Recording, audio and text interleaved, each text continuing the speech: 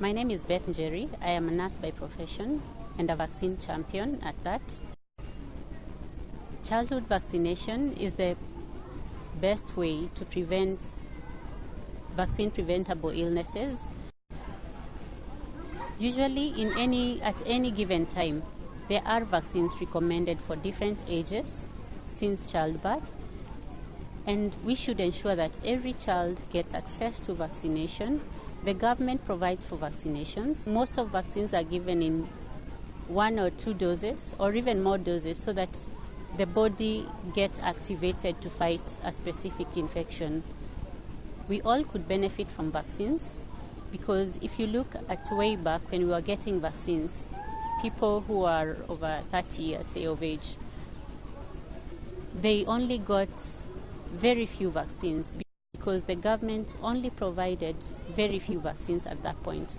So we probably missed out on a lot of vaccines. So it's important to catch up on those vaccines we missed out on so that we can also benefit from the same vaccines.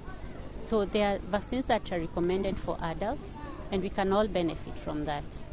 We have the meningitis vaccine, you have hepatitis A, hepatitis B, cholera, flu vaccine, typhoid.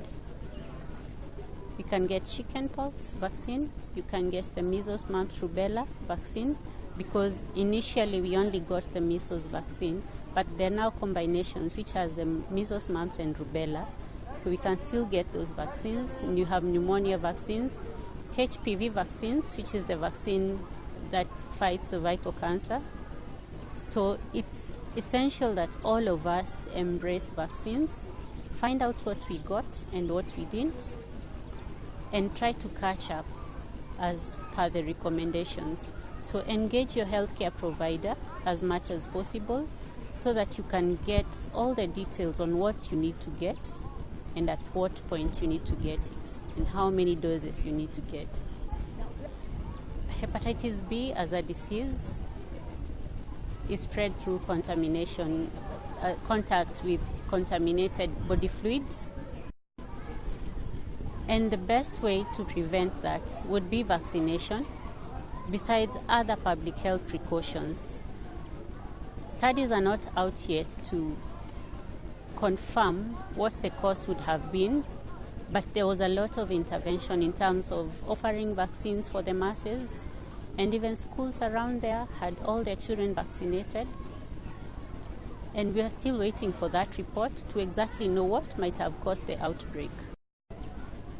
So people who are at risk is anybody who comes in contact with body fluids. So that could be sexually transmitted. It could be if you are a healthcare provider, then you come in contact with contaminated blood, and there's a possibility you get the disease.